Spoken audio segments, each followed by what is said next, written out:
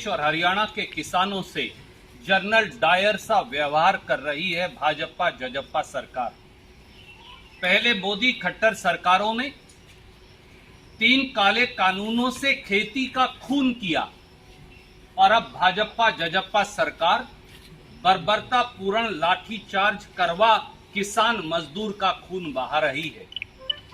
आज भाजपा जजप्पा की कायर सरकार ने करनाल में बेरहमी और बर्बरता पूर्ण लाठीचार्ज कर एक बार फिर अंग्रेज के जनरल डायर की याद दिला दी। शांति प्रिय तरीके से विरोध कर रहे किसानों को जानवरों की तरह दुड़ा दुड़ा कर पीटा गया।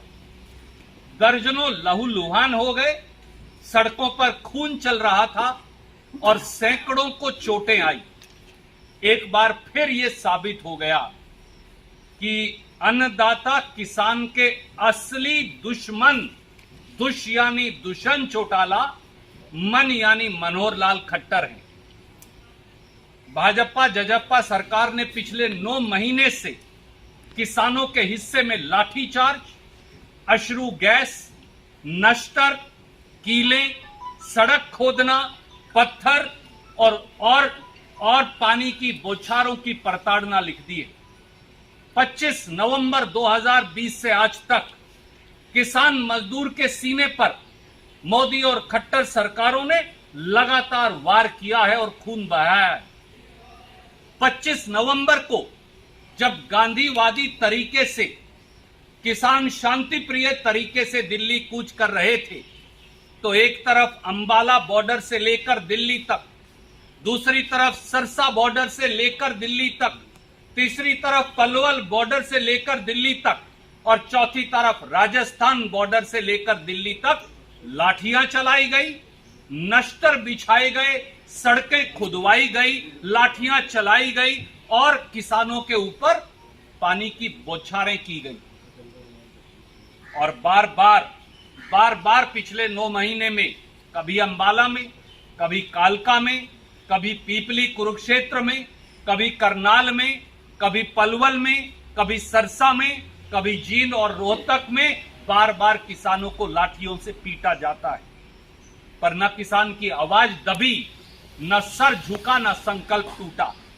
एक बात साफ है साथियों कि धरती के भगवान किसान पर ऐसी बर्बरता एक दानव रूपी सरकार ही कर सकती है। देश और हरियाणा की सत्ता आज दानवों के हाथ में आ गई है, जो भाग्य विधाता, अन्नदाता, किसान के आत्मा और शरीर को लहूलुहान करने में लगे हैं। करनाल में ड्यूटी मजिस्ट्रेट के सार्वजनिक वीडियो से यह साफ है कि किसानों का सर फोड़ने, किसानों के सर पर लठ मारकर कातिलाना हमला करने, यह साजिश एक आईएएस ऑफिसर या ड्यूटी मजिस्ट्रेट ने नहीं की। इस साजिश के षड्यंत्रकारी हरियाणा के मुख्यमंत्री माननीय मनोहर लाल खट्टर और उप मुख्यमंत्री दुष्यंत चौटाला। वो किसान जो खेत को खून और पसीने से सींचकर देश की भूख मिटाता है, उसे बेरहमी और बर्बरता पूर्ण तरीके से पीट कर आज उसका खून बहाया जा रहा है। कारण साफ है, 3 काले कानूनों के माध्यम से, 3 खेती विरोधी कानूनों के माध्यम से ये सरकार खेती को चंद पूंजीपतियों की जोड़ी पर बेच देना चाहती है और किसान की अगली फसल और अगली नस्ल को उन पूंजीपतियों की जोड़ी पर गुलाम बनाकर सिसक कर दम तोड़ते देखना चाहती है। पर किसान को कभी भी सत्ता और जुल्म झुका नहीं पाए हैं और न ही कभी किसानों के भविष्य को रौंद कर इस देश और प्रदेश में कोई सत्ता में रह पाया है। इसलिए याद रहे कि मोदी खट्टर सरकारों पर क्रूरताओं और बर्बरताओं का मुकदमा चलेगा। किसानों की राह में बिछाए कील और कांटे, किसानों की शहादतें, 9 महीने से सड़कों पर पड़े किसान की वेदनाएं इसकी गवाह बनेंगी और प्रजातंत्र के देवता का फैसला एक नजीर बनेगा, ताकि भविष्य के भारत में कोई खट्टर साहब और दुष्यंत चौटाला, नरेंद्र मोदी जी जैसा कोई तानाशाह शासक अन्नदाता के खिलाफ षड्यंत्र का दुस्साहस ना कर पाए। श्री मनोहर लाल खट्टर जी, दुष्यंत चौटाला जी, आज आपने किसान नहीं, भारत और हरियाणा के भगवान को पीटा है और सजा मिलेगी। सड़कों पर बहते और किसानों के शरीर से रिश्ते खून को आने वाली तमाम नस्लें याद रखेंगी।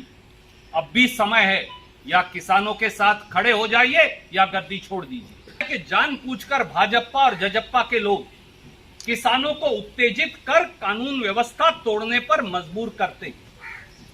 भारतीय जनता पार्टी जानबूझकर उत्तेजना पैदा करती है एक षड्यंत्र के तहत। किसान क्या कह रहे थे?